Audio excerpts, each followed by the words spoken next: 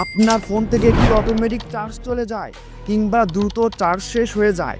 তাহলে আজকের এই ভিডিওটা আপনার জন্য। আজকের এই ভিডিওতে আমি এমন একটি সেটিংস আপনাকে বলতে চলেছি যে সেটিংসটি ঠিক করলে আপনার ফোন থেকে আর অটোমেটিকভাবে চার্জ চলে যাবে না। মানে যেখানে আপনার ফোন থেকে অটোমেটিকভাবে 5 থেকে 10% চার্জ অটোমেটিকভাবে চলে যেত সেটা আর যাবে না। তো কিভাবে এটা করবেন?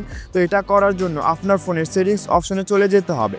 তো আমি আমার ফোনের সেটিংস অপশনে চলে আসলাম। সেটিংস অপশনে আসার পর আপনাকে এখানে লিখতে হবে লোকেশন সার্ভিস।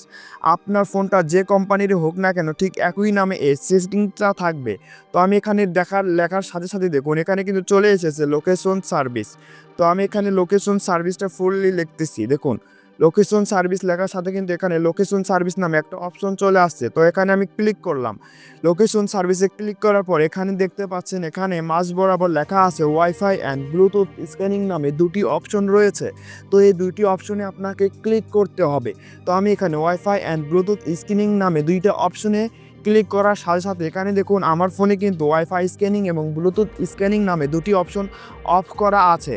এটা যদি আমি অন করে দেই তাহলে আমার ফোন থেকে কিন্তু অটোমেটিকভাবে চার্জ চলে যাবে, দ্রুত চার্জ শেষ হয়ে যাবে। কিভাবে একটু বলে রাখি, কারণ আপনার ফোনে যদি ওয়াইফাই কিংবা ব্লুটুথ নামে ওই ওয়াইফাই স্ক্যানিং বা ব্লুটুথ স্ক্যানিং যদি অন করা থাকে তাহলে আপনার এই ফোন ডিভাইসটি সবসময় আপনার আশেপাশে থাকা সকল ধরনের ওয়াইফাই স্ক্যানিংটা সারাক্ষণ স্ক্যান করতে থাকে, কিংবা ব্লুটুথ আশেপাশে কোনো ব্লুটুথ চালু আছে কিনা সেটা সবসময় স্ক্যান করতে থাকে, যার কারণে আপনার ফোন থেকে অটোমেটিকভাবে চার্জ চলে যায়। আপনার ফোনটা যদি পাওয়ার অফ করাও থাকে কিংবা স্ক্রিন অফ করাও থাকে তারপরেও আপনার ফোনের ডিভাইসটি সবসময় এটা চেক করতে থাকে।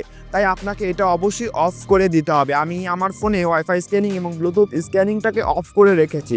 তারপরে দ্রুত চার্জ শেষ হওয়ার জন্য আপনার ফোনে ব্যাটারি নামে অপশনে ক্লিক করতে হবে। তো আমি এখানে ব্যাটারি নামে অপশনে ক্লিক করলাম। তো দেখুন ব্যাটারি নামে অপশন আপনাকে সার্চ করে নিতে হবে, অথবা আপনি যদি সার্চ করে না পারেন তাহলে আপনার ফোনে দেখবেন এভাবে একটা ব্যাটারি নামে অপশন রয়েছে। আপনার ফোনে সকল ফোনে কিন্তু এরকম অপশন রয়েছে। তারপর ব্যাটারি নামে অপশনে ক্লিক করার পর একটু নিচ দিকে যাওয়ার পর আপনি দেখতে পারবেন মোর সেটিং নামে একটা অপশন রয়েছে। এখানে মোর সেটিংয়ে ক্লিক করলাম। মোর সেটিংয়ে ক্লিক করার পর আপনারা দেখতে পাচ্ছেন যে আপনাদের ফোনে একটা পারফরমেন্স মোড নামে একটা অপশন রয়েছে।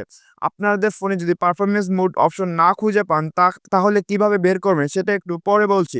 তো এখানে আসার পর আপনার ফোনটাকে এখানে ৩ টা অপশন দেখতে পারবেন। সেটা হচ্ছে high performance mode, smart performance mode এবং নো পারফরমেন্স এনভায়রনমেন্ট। আপনার ফোনটাকে হাই পারফরমেন্স মোডে রেখে দিবেন যাতে স্মার্ট পারফরমেন্স মোডে রেখে দিবেন যাতে স্মার্টলি আপনার ফোনটা পারফরমেন্স করতে পারে।